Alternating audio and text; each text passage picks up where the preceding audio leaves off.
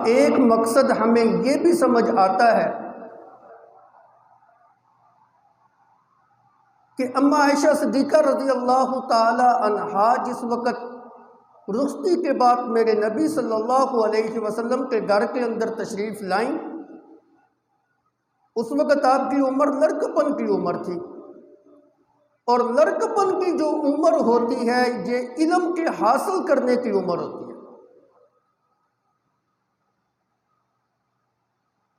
تو مقصد یہ تھا کہ لڑکپن کی عمر کے اندر ہی جس وقت آپ نبی صلی اللہ علیہ وسلم کے گھر میں تشریف لے آئی ہیں تو آپ صلی اللہ علیہ وسلم سے علم کو جو ہے نا حاصل کریں گے۔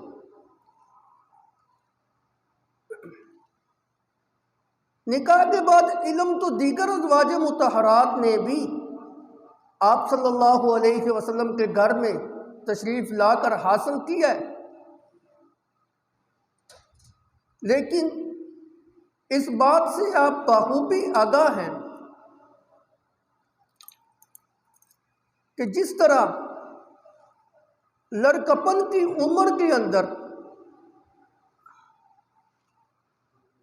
بچپن کی عمر کے اندر علم حاصل کیا جاتا ہے، بڑھاپے کی عمر کے اندر اس طرح علم نہیں حاصل کیا جاتا۔ بڑھاپے کے اندر انسان کی عقل اس طرح کام نہیں کرتی، حافظہ قوی نہیں رہتا، کمزور پڑ جاتا ہے، یادداشت جاتی رہتی ہے۔ بچپن کے اندر انسان بالخصوص بچہ جو ہوتا ہے، جو اس کی تعلیم حاصل کرنے کی عمر ہوتی ہے، اس کا ذہن کچا ہوتا ہے، جو چیز اس کے ذہن میں آئی بس وہ پکی ہو جائے گی، پختہ ہو جائے گی۔ بچپن کا یاد کیا ہوا تا دیر قائم رہتا ہے، اور بڑھاپے کے اندر جو یاد کیا ہوتا ہے وہ تا دیر نہیں رہتا۔ آج بھی کسی بوڑھے کو اگر پڑھانا پڑ جائے تو انسان مصیبت سمجھتا ہے۔ بوڑھے کے مقابلے کے اندر بچے کو پڑھانا، اس کو سکھانا آسان ہوتا ہے، اور بوڑھے آدمی کو پڑھانا اور سکھانا جو ہے نا یہ مشکل ہوتا ہے، کیونکہ اس کی یادداشت اور اس کا حافظہ اس طرح نہیں ہوتا جس طرح بچے کا ہوتا ہے۔ خود قرآن میں اللہ رب العزت اس بات کی طرف ہماری توجہ جو ہے نا وہ دلا رہے ہیں، مِنْكُمْ مَنْ يُرَدُّ إِلَىٰ أَرْذَلِ الْعُمُرِ لِكَيْ لَا يَعْلَمَ بَعْدَ عِلْمٍ شَيْئًا۔ تم میں سے کچھ لوگ ایسے بھی ہیں جن کو میں اللہ رذیل عمر کی طرف لوٹا کے لے جاتا ہوں۔ جس وقت وہ رذیل عمر میں پہنچ جاتے ہیں ان کی یادداشت اور حافظہ اس طرح کام نہیں کرتا، بہت ساری علم کی باتیں جن کو وہ جانتے اور پہچانتے ہوتے ہیں، بڑھاپے کی وجہ سے وہ بھی ان کے ذہن سے نکل جاتے، ان کو بھی وہ نہیں جانتے۔ تو عرض کرنے کا مقصد یہ ہے کہ اماں عائشہ صدیقہ رضی اللہ تعالی عنہا جس وقت میرے نبی کے نکاح کے اندر آئیں، رخصتی کا وقت ہوا، میرے نبی کے گھر کے اندر تشریف آوری ہوئی، اس وقت آپ کا لڑکپن کا زمانہ تھا، اور لڑکپن کا زمانہ علم کے حاصل کرنے کا زمانہ ہوتا ہے۔ تو جس طریقے سے آپ صلی اللہ علیہ وسلم سے چھوٹی عمر سے ہی اماں عائشہ صدیقہ رضی اللہ تعالی عنہا نے علم حاصل کیا ہے، دیگر ازواج مطہرات اس طرح علم حاصل نہیں کر سکتے۔ پھر ایک فرق یہ بھی تھا کہ اماں عائشہ صدیقہ رضی اللہ تعالی عنہا کی اپنی اولاد حقیقی اور صلبی اولاد نہیں تھی، دیگر ازواج مطہرات جو تھیں ان کی پہلے حامدوں سے اولاد بھی تھی، اور جن عورتوں کی اولاد ہوتی ہے بالخصوص شادی کے بعد ان کے پاس علم حاصل کرنے کا وقت بہت محدود ہوتا ہے۔ بلکہ مشکل اور ناممکن ہو جاتا ہے۔ وہ اپنی ازدواجی زندگی کے اندر اپنے بچوں کی تربیت اور دیکھ بھال کے اندر ہی جو ہے نا اتنا گمسم ہو جاتی ہیں کہ ان کے پاس وقت ہی نہیں بچتا۔ اما عائشہ صدیقہ رضی اللہ تعالی عنہا، ان کی اپنی اولاد تو تھی نہیں، دیگر ازواج مطہرات میں سے کئی ایسی تھی جن کی پہلے حامدوں سے بھی اولاد تھی، تو ان کی توجہ اس طرف بھی تھی اور نبی صلی اللہ علیہ وسلم کی خدمت کی جانب بھی تھی، اور اما عائشہ صدیقہ رضی اللہ تعالی عنہا جو تھی ان کی ساری توجہ جو ہے نا وہ علم کے حصول کی طرف تھی۔ ایک یہ بھی فرق جو ہے نا وہ نظر آتا ہے۔ پھر اگر آپ اس حیثیت سے دیکھیں، اما عائشہ صدیقہ رضی اللہ تعالی عنہا کو جتنے علم حاصل کرنے کے مواقع میسر آئے ہیں ازواج مطہرات میں سے کسی اور کو نہیں آئے۔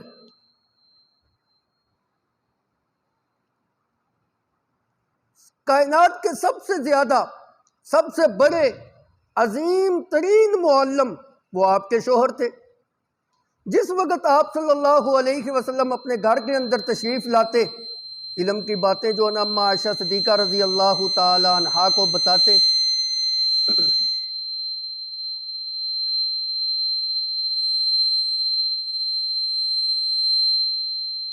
اللہ رب العزت نے آپ صلی اللہ علیہ وسلم کو جو کلام عطا کیا تھا وہ بھی حکیمانہ کلام تھا۔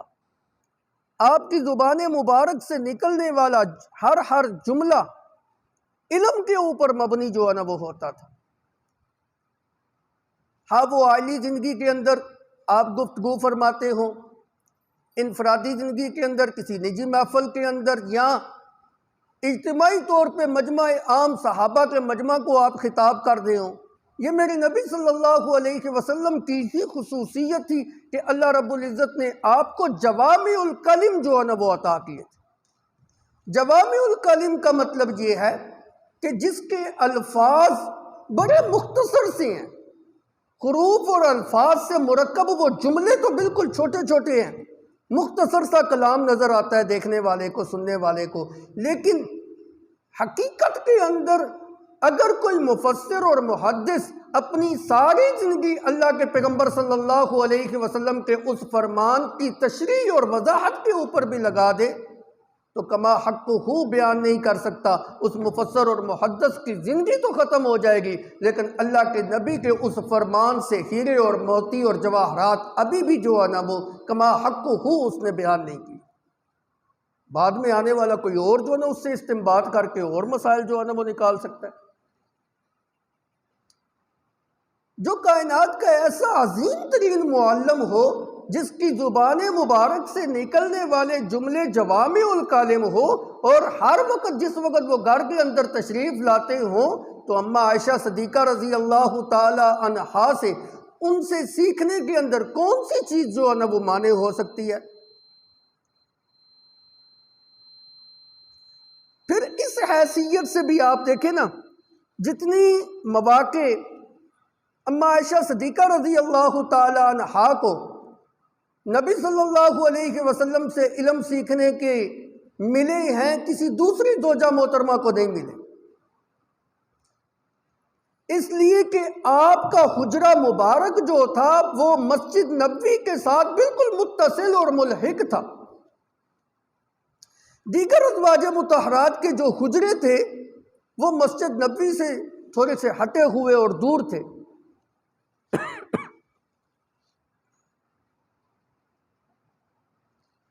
حجرہ مبارک مسجد نبوی سے متصل ہونے کا ایک فائدہ یہ تھا کہ آپ صلی اللہ علیہ وسلم جس وقت صحابہ کرام کو درس دیتے، تعلیم دیتے، علم کی باتیں جو ہے نا وہ بتاتے، تو اما عائشہ صدیقہ رضی اللہ تعالی عنہا اس موقع کے اوپر بھی اپنے حجرہ مبارک کے اندر رہ کر بھی اس کی سماعت فرما لیتے،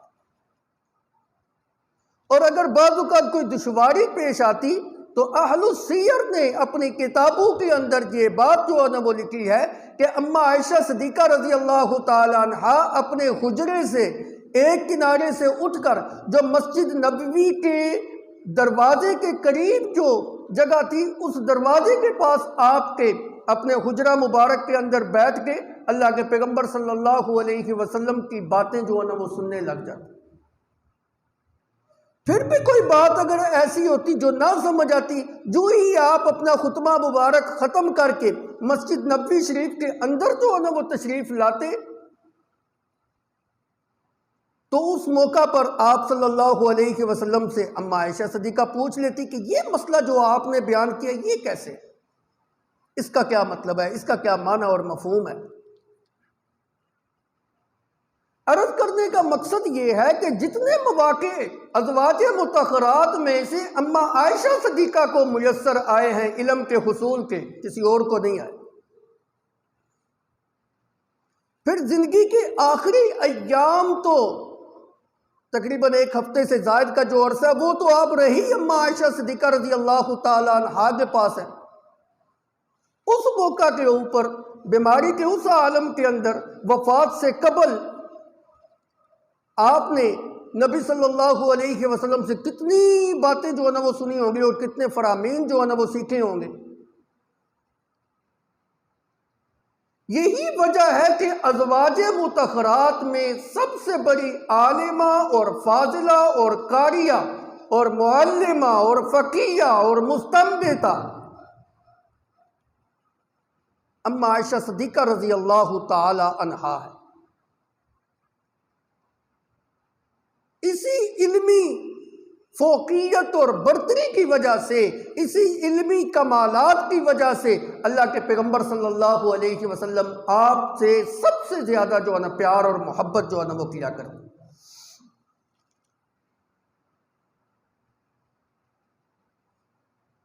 پھر اما عائشہ صدیقہ رضی اللہ تعالی عنہا کی ایک یہ بڑی خصوصیت تھی کہ آپ کے اندر علم حاصل کرنے کی ایک جستجو اور طلب تھی۔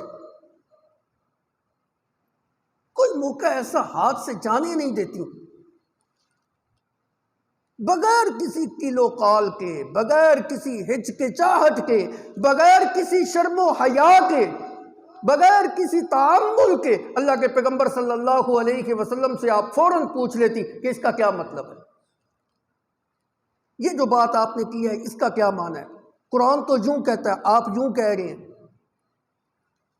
بے شمار اس کے اوپر جو ہے نا مثالیں ہیں کہ اما عائشہ صدیقہ رضی اللہ تعالی عنہا کبھی نبی صلی اللہ علیہ وسلم کی حدیث کی تشریح خود اللہ کے پیغمبر سے پوچھ رہی ہیں، کبھی قرآن مقدس کی آیات کی تفسیر جو ہے نا اللہ کے پیغمبر سے پوچھ رہی ہیں۔ میں چند مثالیں آپ کے سامنے رکھنا چاہتا ہوں کہ علم کی طرف جو ہے نا اما عائشہ صدیقہ کے اندر کتنی زیادہ تھی۔ اللہ کے پیغمبر صلی اللہ علیہ وسلم نے ایک موقع کے اوپر یہ فرمان ارشاد فرمایا، قال النبی صلی اللہ علیہ وسلم من خوصب یوم القیامت عذب، من خوصب یوم القیامت عذب۔ کل قیامت کے دن اللہ کے دربار کے اندر جس بندے کا حساب کتاب لیا گیا، عذب، عذاب دیا گیا، سمجھ لیں کہ اس کو عذاب جو ہے نا پکا ہے اس کا۔ اما عائشہ صدیقہ رضی اللہ تعالی عنہا نے میرے نبی صلی اللہ علیہ وسلم کی زبان مبارک سے جس وقت یہ فرمان سنا تو سوال پوچھا، یا رسول اللہ صلی اللہ علیہ وسلم، اللہ تو قرآن پاک کے اندر جو فرماتے ہیں، اما من اوتی کتابہ بیمینی فسوف یحاسب حسابا یسیرا وینقلب الی اہلہ مسرورا۔ اللہ تو یوں فرماتے ہیں، اما من اوتی کتابہ بیمینی، کل حشر کا میدان لگا ہوا ہوگا، لوگوں کے ہاتھوں میں نامہ اعمال جو ہے تقسیم کیا جائے گا، کسی کے دائیں ہاتھ کے اندر اس کا نامہ اعمال پکڑایا جائے گا، کسی کے بائیں ہاتھ کے اندر اس کا نامہ اعمال پکڑایا جائے گا۔ دائیں ہاتھ والے کامیاب ہو جائیں گے، کامران ہو جائیں گے، فلاح پا جائیں گے، جنت میں جانے والے بن جائیں گے۔ بائیں ہاتھ کے اندر جن کو نامہ اعمال دیا جائے گا وہ ناکام ہو جائیں گے۔ اللہ کا قرآن تو یوں کہتا ہے اما من اوتی کتابہ بیمینی، جس کے دائیں ہاتھ کے اندر اس کا نامہ اعمال جو نہ پکڑایا گیا، فسوف یحاسب حسابا یسیرا، اللہ اس سے بڑا آسان اور بڑا نرمی کے ساتھ حساب کتاب لے گا، ینقلب الی اہلہ مسرورا، وہ جنت کے اندر اپنے اہل و عیال کے پاس جو ہے نا وہ چلا جائے گا۔ اللہ کا قرآن تو یوں کہتا ہے حسابا یسیرا، مومن سے حساب کتاب بڑا نرمی کے ساتھ لیا جائے گا، بڑی آسانی والا جو ہے نا معاملہ اس کے ساتھ کیا جائے گا۔ اور میرا پیغمبر آپ یوں فرماتے ہیں من خوصب یوم القیامت غضب، جس سے قیامت کے دن حساب کتاب لیا جائے گا اس کو عذاب دیا جائے گا۔ یہ تو دونوں تضاد آ گئے۔ اللہ کا قرآن تو کہتا ہے مومن کا حساب کتاب بڑا آسان ہوگا، میرے نبی صلی اللہ علیہ وسلم نے فرمایا عائشہ دونوں میں تضاد نہیں ہے، قرآن تو اس پیشی کا تذکرہ کرتا ہے، یہ جو نرم حساب کتاب ہے نا، آسان حساب کتاب، یہ پیشی ہے مومن کی، کہ مومن اپنے رب کے سامنے پیش ہوگا، یہ اس پیشگی کا جو ہے نا وہ تذکرہ ہے۔ مومن اپنے رب کے سامنے پیش ہوگا، اس سے پوچھا جائے گا یہ کام تم نے کیے ہیں؟ جی کیے ہیں۔ اللہ رب العزت درگزر کر دیں گے، اقرار جو کر رہا ہے معاف کر دیں گے۔ یہ جو پوچھنا ہے نا، یہ جو پیشی ہے، بس یہی نرم حساب ہے، یہی آسان حساب ہے، حسابا یسیرا۔ بعض لوگ ایسے ہوں گے ان سے یوں نہیں ہوگا۔ میں اس کو ایک مثال کے ذریعے آپ کو سمجھاتا ہوں تاکہ بات آسان ہو جائے۔ کل قیامت کا میدان ہوگا، حشر کے میدان کے اندر اللہ حساب کتاب لے گئے ہوں گے، مومن بندہ جس وقت حساب دینے کے لیے آئے گا، اللہ رب العزت اس کو اپنی رحمت کی چادر کی لپیٹ کے اندر لے گا اور اس سے پوچھیں گے تو نے یہ گناہ بھی کیا؟ وہ اقرار کرتا چلا جائے گا جی مولا میں نے یہ گناہ بھی کیا۔ تو نے یہ گناہ بھی کیا؟ وہ جس کا بھی اقرار کرے گا تو نے یہ گناہ بھی کیا، فلاں گناہ بھی کیا، فلاں زمین کے اوپر تو نے گناہ کیا، فلاں کے ساتھ یہ معاملہ کیا، وہ اقرار کرتا جائے گا کرتا جائے گا کرتا جائے گا۔ لیکن ہوگا مومن، اللہ رب العزت کہیں گے میں نے دنیا کے اندر بھی تیرے ابو کے اوپر پردہ ڈالا ہوا تھا، آج بھی تیرے ابو کے اوپر پردہ ڈال رہا ہوں، اپنی رحمت کی چادر کے اندر تمہیں لپیٹ رہا ہوں، جاؤ میں نے تجھے معاف کیا۔ یہ ہے حسابا یسیرا۔ اتنی پیشی تو سب کی ہونی ہے، کوئی عالم ہے، جاہل ہے، امیر ہے، غریب ہے، ہوں سارے مومن، حتیٰ کہ انبیاء کی بھی پیشی ہونی ہے اللہ کے دربار کے اندر۔ قرآن میں ذکر ہے، قرآن میں اللہ رب العزت نے ایک جلیل القدر پیغمبر کا تذکرہ کیا کہ اللہ کے دربار میں جواب دے رہا ہے، وہ حشر کے میدان کے اندر کھڑا ہے۔ جلیل القدر پیغمبر، وہ پیغمبر جس کی مثال اللہ رب العزت نے آدم علیہ السلام کے ساتھ دی، ان مثل عیسیٰ عند اللہ کمثل آدم خلقہ من تراب ثم قال له کن فیکون۔ جس طرح میں نے اپنے بندے آدم کو بن باپ کے پیدا کیا، مٹی سے پیدا کیا، عیسیٰ کو بھی میں نے بن باپ کے جو ہے نا وہ پیدا کیا۔ اس جلیل القدر پیغمبر کا تذکرہ اللہ قرآن میں یوں کرتے ہیں وَإِذْ قَالَ اللَّهُ يَا عِيسَى ابْنَ مَرْيَمَ أَنْتَ قُلْتَ لِلنَّاسِ اتَّخِذُونِي وَأُمِّيَ إِلَٰهَيْنِ مِن دُونِ اللَّهِ قَالَ سُبْحَانَكَ مَا يَكُونُ لِي أَنْ أَقُولَ مَا لَيْسَ لِي بِحَقٍّ۔ اے میرے بندہ عیسیٰ، تو نے اپنی قوم کو کہا تھا کہ اللہ کو چھوڑ کر مجھے اور میری ماں کو معبود بنا لینا، ان کو سجدے کرنا، ان کے نام کی نظر اور نیاز دینا، ان کے آگے جھکنا۔ حضرت عیسیٰ علیہ السلام کا جواب سنیے، سبحانک سبحانک، مولا تو شریکوں سے پاک ہے، میں تو تیرا پیغمبر ہوں، ما یکون ان اقول ما لیس لی بحق، سمجھانے کے لیے ترجمہ کر رہا ہوں۔ لفظی ترجمہ نہیں کر رہا، سمجھانے کے لیے ترجمہ کروں. میں عیسیٰ تو تیرا بندہ ہوں، تیرا رسول ہوں. تیرے بندوں کی کیا مجال ایسی بات کی جو حق کے اوپر مبنی نہ ہو. میں کیسے ایسی بات جو ہے نا وہ کر سکتا ہوں. ما قلت فقد علمت تعلم ما فی نفسی ولا اعلم ما فی نفسک. اگر بالفرض والمحال میں نے ایسا کہا بھی ہے، مولا تو جانتا ہے، تو جانتا ہے کہ میں نے ایسا نہیں کہا. تو سب کی جاننے والا ہے. تعلم ما فی نفسی، تو وہ بھی جانتا ہے جو میرے دل کے اندر چھپا ہوا ہے. ما اعلم ما فی لا اعلم ما فی نفسک، جو تیرے دل کے اندر چھپا ہوا ہے میں عیسیٰ تو اس کو نہیں جانتا. تو میری بھی جاننے والا ہے، ساری کائنات کی جاننے والا ہے. میں تو نہیں جانتا کہ تیرے اندر کیا ہے. پیشی تو پیغمبر کی بھی ہے. عرض کر رہا تھا پیغمبروں کی بھی پیشی جو ہے نا وہ ہونی ہے. پیغمبر نے بھی اللہ کے دربار میں جواب جو ہے نا وہ دینا ہے، امت نے بھی دینا ہے. کوئی امیر ہے، کوئی غریب ہے، کوئی کالا ہے، کوئی گورا ہے، کوئی دولت مند ہے، کوئی فقیر اور محتاج اور مفلس ہے. اللہ کے دربار میں سب نے کھڑے ہو کے جو ہے نا جواب دے ہے.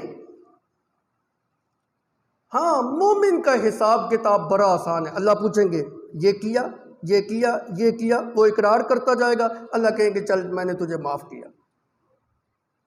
لیکن عائشہ کچھ لوگ ایسے بھی ہوں گے، اللہ ان سے پوچھے گا تو نے یہ گناہ کیا؟ جی کیا. تو نے یہ بھی کیا، تو نے یہ بھی کیا، تو نے فلاں گناہ بھی کیا. وہ اقرار کرتا جائے گا. جس وقت اللہ رب العزت اس سے یہ پوچھیں گے ہاں اب بتا تو نے یہ گناہ کیوں کیا، تو نے میری نافرمانی کیوں کی، میں نے تو ان کاموں سے رکنے کا حکم دیا تھا تو کیوں نہ روکا. جس وقت اللہ رب العزت کیوں کریں گے نا کہ یہ کام تم نے کیوں کیا، بس سمجھو عذبا وہ عذاب اس کے لیے پکا ہو. اب اس کے لیے عذاب پکا ہو. یہی اللہ کے پیغمبر کا فرمان کا مطلب تھا. من حوسبا عذبا یوم القیامہ،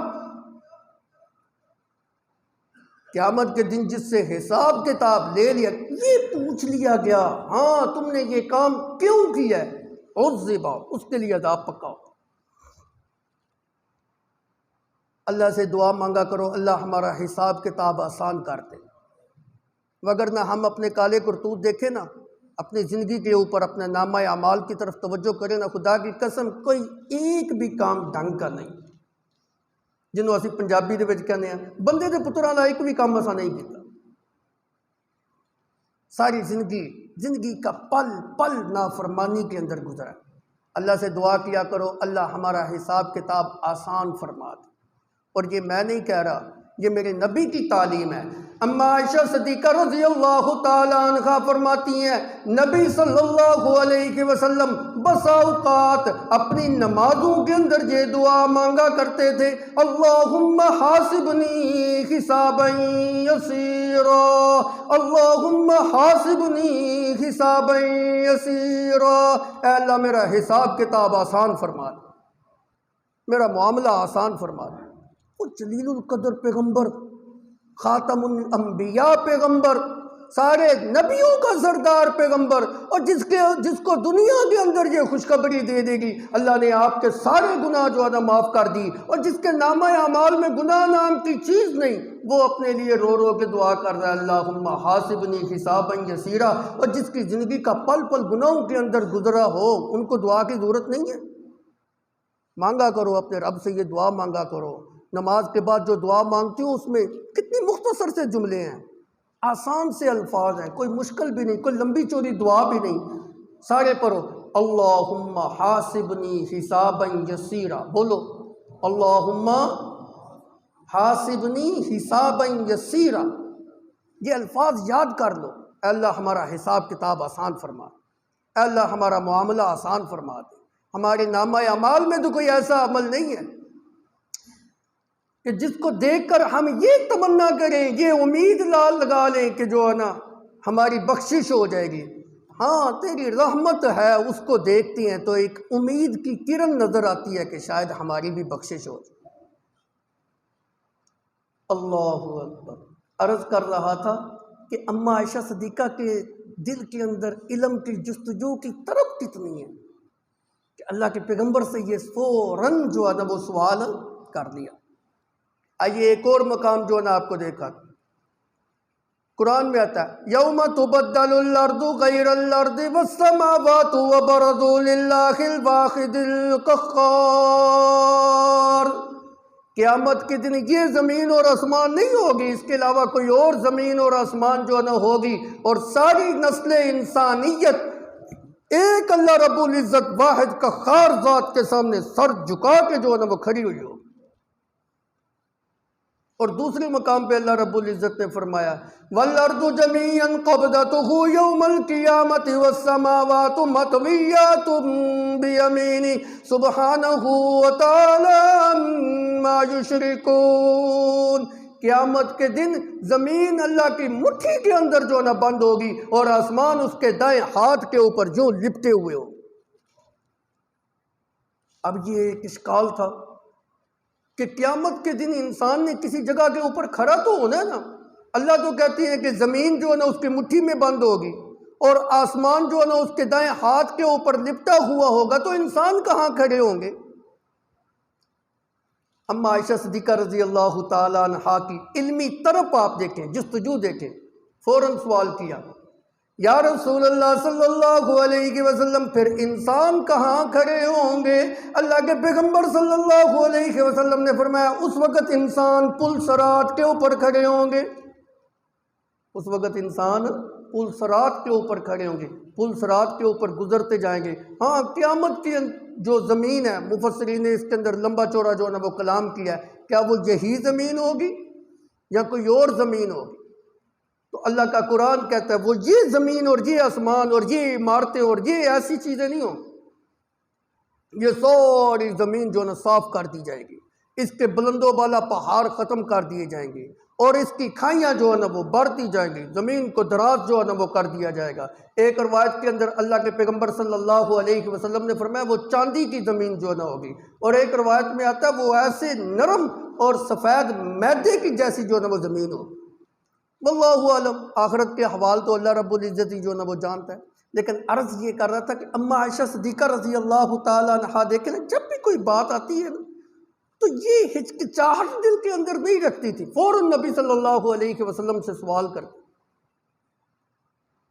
ایک دفعہ یوں سوال کیا یا رسول اللہ قیامت کے دن تو سارے ننگے اٹھائے جائیں گے، مرد بھی ہوں گے عورتیں بھی ہوں گی، ہمیں شرم حیا نہیں آئے گی جب ایک دوسرے کی طرف دیکھیں گے؟ آپ صلی اللہ علیہ وسلم نے فرمایا ہوگا عائشہ اس وقت ہر انسان اپنے عملوں کی وجہ سے پریشان ہوگا، ایک دوسرے کی طرف دیکھنا کیا ہے، دیکھنے کی جو ہے نا وہ نوبت ہی نہیں آئے گی، ہوش ہی نہیں ہوگا، ہوش ہی اڑے ہوئے ہو، اپنی اپنی پڑی ہوگی کہ آج میں جو ہے نا وہ بچ جاؤں۔ اما عائشہ صدیقہ رضی اللہ تعالیٰ عنہا نے میرے نبی سے بڑے سوالات کیے۔ ایک دفعہ یوں سوال کیا یا رسول اللہ یہ ہم دیکھتے ہیں بہت سارے کافر اور مشرک لوگ بھی بڑے اچھے اچھے کام کرتے ہیں، کیا ان کی بھی بخشش ہو جائے گی؟ اور سوال بھی اس آدمی کی طرف اشارہ تھا، عرب کا ایک آدمی تھا عبداللہ ابن جدعان، تھا مشرک لیکن اس کی کچھ صفات بڑی اچھی تھی، بڑا نرم مزاج تھا، بالخصوص اس نے عرب کی جو صدیوں سے لڑائیاں جو ہے نا وہ چلتی آ رہی تھا اس کی سلو کے اندر اس نے بڑا کردار جو ہے نا وہ ادا کیا۔ نرم مزاج اتنا تھا کہ اپنی دولت بھی غرباء کے اندر جو ہے نا وہ خرچ کیا کرتا تھا، مسکینوں کو کھانا بھی جو ہے نا وہ کھلایا کرتا تھا، بڑی نرم مزاجی اور رحم دلی کا معاملہ جو ہے نا وہ کیا کرتا تھا۔ اما عائشہ صدیقہ رضی اللہ تعالی عنہا میرے نبی سے سوال کرتی ہیں یا رسول اللہ عبداللہ ابن جدعان بڑے نیکی کے کام کرتا ہے، بڑے اچھے اچھے کام کرتا ہے، بڑے رحم دلی کے ساتھ جو ہے وہ لوگوں کے ساتھ معاملہ کرتا ہے، بڑا نرم مزاجی اور اخلاق کا مظاہرہ کرتا ہے، کیا اس کی بھی بخشش ہو جائے گی؟ اللہ کے پیغمبر صلی اللہ علیہ وسلم نے فرمایا اس نے کبھی یوں تو نہیں کہا اے اللہ کل قیامت کے دن میرے گناہ معاف کرنا، مطلب یہ تھا کہ آخرت کے اوپر تو اس کا یقین ہی نہیں ہے، جس بندے کا آخرت کے اوپر یقین نہیں ہے، اللہ کی ذات اور اس کی توحید کے اوپر یقین، اس کی بخشش کیسے ہوگی؟ اس کی بخشش نہیں ہوگی۔ آج بھی آپ کو معاشرے کے اندر بہت سارے کفار ایسے نظر آئیں گے، بہت سارے بد عقیدہ لوگ ایسے نظر آئیں گے، ان کا اخلاق بڑا اچھا ہو، لوگوں کے ساتھ معاملہ بڑا اچھا ہو، رحم دلی اور اخلاق کے ساتھ جو ہے نا وہ پیش آتے ہو، غریبوں کے لیے دسترخوان ان کا بڑا وسیع ہوگا، لیکن اللہ کی توحید کے اوپر ایمان پختہ نہیں، نبی کی رسالت کے اوپر ایمان پختہ نہیں، ختم النبی جین والی صفت کے اوپر ایمان جو ہے نا پکا نہیں، اللہ کی کتاب کے اوپر ایمان پکا نہیں، پرلے درجے کے دائرے قسم کے لوگ، بہت سارے لوگ اللہ کی ذات کا انکار کرنے والے، روز آخرت کا انکار کرنے والے، دنیا کے اندر وہ کتنے ہی نیک اعمال کیوں نہ کر لیں، ان کی بخشش نہیں۔ بخشش کے لیے سب سے بنیادی جو بات ہے وہ یہی ہے کہ ایمانیات کی جتنی چیزیں ہیں، آمنت باللہ وملائکتہ وکتبہ ورسلہ والیوم الآخر والقدر خیرہ وشرہ من اللہ تعالی والبعث بعد الموت، یہ جتنی بھی چیزیں ہیں جب تک ان کے اوپر ایمان نہیں لے کے آئے گا اتنی دیر تک بخشش نہیں ہے۔ یہ تو بنیاد ہے، جس کی بنیاد ہی خراب ہے، آگے چل کے اس کے اعمال کیسے ہوں؟ بنیاد مضبوط ہونا، عمارت آپ 10 منزلہ بھی لے جائیں کھڑی ہوگی۔ کامیابی کی بنیاد اللہ کی توحید اور نبی کی رسالت اور ایمانیات والی چیزیں، اگر یہ کمزور ہے تو پھر اعمال آپ جتنے مرضی اونچے کرتے جائیں وہ نیچے ہی گرنے ہیں۔ عمارت والی مثال ہے۔ عرض کر رہا تھا اما عائشہ صدیقہ رضی اللہ تعالی عنہا کے اندر علم کے حصول کی جو جستجو تھی وہ بہت زیادہ۔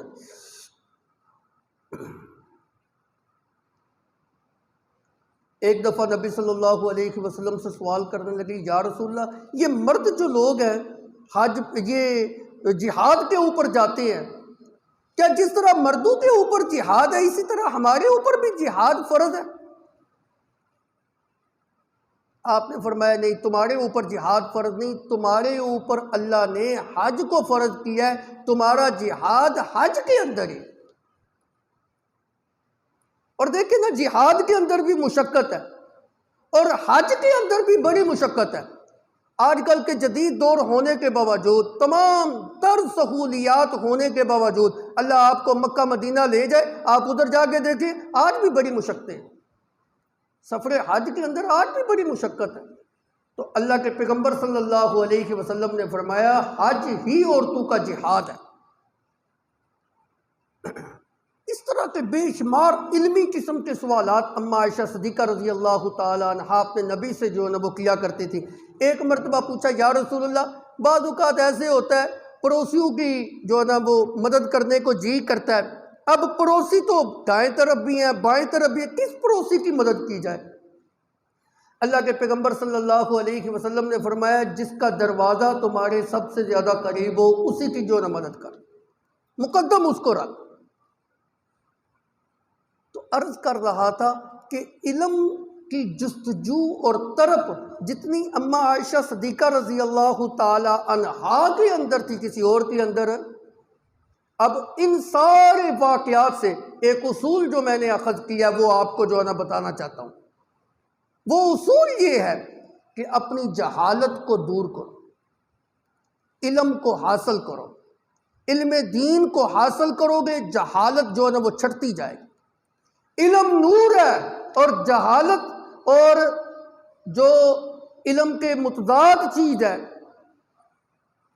لا علمی، یہ تاریکی ہے، یہ ظلمات ہے، یہ اندھیرا ہے، اور علم سراسر نور ہے۔ اس نور کو حاصل کرو تاکہ تمہاری جہالت جو ہے نا وہ ختم ہو جائے۔ اور دیکھیں اما عائشہ صدیقہ رضی اللہ تعالی عنہا بالکل نہیں ہچکچاتی تھیں، ہر موقع کے اوپر اللہ کے پیغمبر صلی اللہ علیہ وسلم سے بغیر کسی ہچکچاہٹ کے سوال کرتے تھے۔ ہمارے لیے یہ اصول ہے کہ تم بھی جو ہے علم حاصل کرنے کے اندر، علم کے حصول کے اندر تمہیں ہچکچانا نہیں چاہیے، شرم نہیں محسوس کرنی چاہیے۔ یہ اکثر جو نا بوڑھے حضرات ایسے ہوتے ہیں، جی ہم نے قرآن نہیں پڑھا ہوا، اب کیسے پڑھیں جی، بچوں کے اندر بیٹھ کے پڑھیں، شرم آتی ہے جی۔ بڑی عمر کے لوگ جو ہے نا اگر قرآن نہیں نہ پڑھ سکے وہ بچپن میں، تو بڑی عمر میں اس لیے نہیں پڑھتے کہ اب ہم کسی کو کہیں گے ہمیں قرآن پڑھا، تو یہ تو ہمارے لیے بڑی شرم کی بات ہے جی، وہ کیا کہے گا یہ بوڑھا آدمی ہے، داڑھی بھی اس کی سفید ہے، بڑھاپا ہے، قبر سے لتا نے تو ان قرآن سکھدا پہ۔ علم کو حاصل کرنے میں شرم نہیں محسوس کرنی چاہیے، اپنی اس شرم کو اتار دیجئے، جہالت کو ختم کیجئے، اس اندھیرے کو ختم کیجئے، علم کو حاصل کیجئے۔ یہ نور ہے، یہ ہدایت کا نور ہے، اور یہ کیسے آئے گا؟ اللہ کا قرآن سیکھنے سے۔ میں نہیں کہہ رہا، اللہ کی کتاب کہہ رہی ہے، کتاب انزلناہ الیک لتخرج الناس من الظلمات الی النور باذن ربہم الی صراط العزیز الحمید۔ میرا پیغمبر جو کتاب ہم نے آپ کے اوپر نازل کی ہے، پتہ ہے کیوں نازل کی ہے؟ لِتُخْرِجَ النَّاسَ مِنَ الظُّلُمَاتِ إِلَى النُّورِ، تاکہ آپ اس کتاب کے ذریعے لوگوں کو تاریکی سے نکال کر ہدایت کے نور کی طرف اور علم کے نور کی طرف لے آئیں۔ یہ علم کا نور ملے گا اللہ کی کتاب کے ذریعے۔ إِنَّ هَذَا الْقُرْآنَ يَهْدِي لِلَّتِي هِيَ أَقْوَمُ، قرآن تم کو بالکل سیدھی رستے کی طرف تمہاری رہنمائی کرتا ہے۔ ہدایت ملے گی، نور ملے گا، سیدھے رستے کا تعین ہوگا تو اللہ کی کتاب سے جو ہے نا ملے گا، اور کسی چیز سے تمہیں جو ہے نا وہ نہیں مل سکتا۔ اللہ کی کتاب کو چھوڑ کر، قرآن مقدس کو چھوڑ کر تاریکی ہے، ظلمات ہی ظلمات ہے، گمراہی ہے، جہنم کا جو ہے نا وہ گرہ ہی گرہ ہے۔ آجو اللہ کی کتاب کی طرف، دیکھتے نہیں ہو اماں عائشہ صدیقہ کس طرح علم جو ہے نا میرے نبی سے جو ہے نا وہ سیکھ رہی، علم کی طرف اور جستجو کس قدر ہے۔ اور بعض اوقات ایسا موقع آتا تھا کہ نبی صلی اللہ علیہ وسلم اماں عائشہ صدیقہ کو خود بھی جو ہے نا وہ علم سکھاتے تھے۔ بے شمار مثالیں، نبی صلی اللہ علیہ وسلم کے پاس چند یہودی آ جاتے ہیں، اللہ کے پیغمبر صلی اللہ علیہ وسلم کو سلام کرنے کی بجائے بد دعا دیتے ہیں، السلام علیکم، العیاذ باللہ۔ السلام علیکم، السلام علیکم کا تو مطلب یہ ہے نا کہ تمہارے اوپر سلامتی ہو۔ انہوں نے کہا السلام علیکم، تمہارے اوپر موت آئے۔ اللہ کے پیغمبر کو یہ کہہ رہے ہیں، الیاذ باللہ۔ اما عائشہ صدیقہ رضی اللہ تعالی عنہا بھی سن رہی تھے، نبی صلی اللہ علیہ وسلم نے ان کو جواب دیا وعلیکم، تمہارے اوپر بھی، بس اتنا جواب۔ جو بات تم نے مجھے کی ہے نا، یہ تمہارے ساتھ بھی یہی معاملہ ہو۔ آگے خاموش ہو گئی۔ اما عائشہ صدیقہ رضی اللہ تعالی عنہا سن رہی تھی کہ یہودیوں نے میرے نبی صلی اللہ علیہ وسلم کو موت کی بد دعا دی، رہا نہ گیا، غصے میں آپے سے باہر ہو گئے، ان کو جواب دی والسلام علیکم ولعنت اللہ، تمہارے اوپر موت آئے اور تمہارے اوپر اللہ کی لعنت ہو اور تمہارے اوپر اللہ کا غضب ہو اور تمہارے اوپر اللہ کا قہر ہو۔ میرے نبی صلی اللہ علیہ وسلم نے اما عائشہ صدیقہ رضی اللہ تعالی عنہا کی زبان مبارک سے جب اتنی سختی کے الفاظ سنے تو فرمایا عائشہ اتنی سختی نہ کر، اللہ رب العزت نے تو ہر معاملے کے اندر نرمی کرنے کا حکم دیا ہے۔ آج کوئی ہم سے لڑے ہاں، وہ ایک گالی نکالے نا، ہم جب تک 10 نہ نکال لیں اتنی دیر تک ہمیں صبر نہیں آتا۔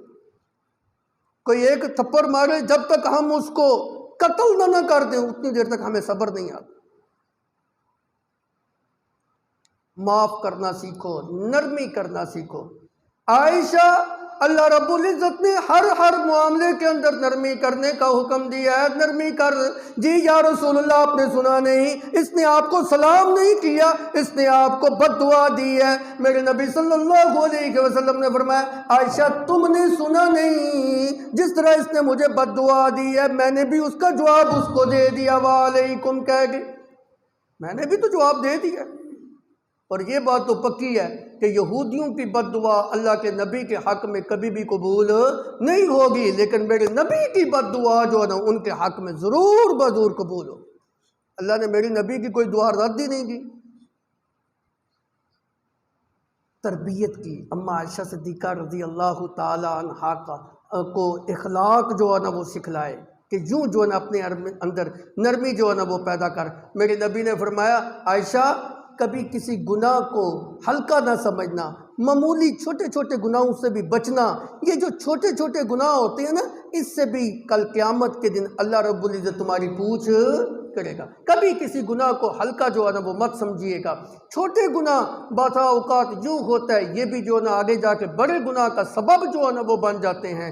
چھوٹے گناہ زیادہ ہو تو وہ بھی جو ہے نا کبیرہ گناہ جو ہے نا وہ بچ جاتے ہیں. اپنے آپ کو اس سے بھی جو ہے نا وہ بچایا کریں. وقت ختم ہو گیا ہے. انشاءاللہ العزیز اسی موضوع کے اوپر آئندہ جو میں بات کروں گا. وآخر دعوانا الحمدللہ.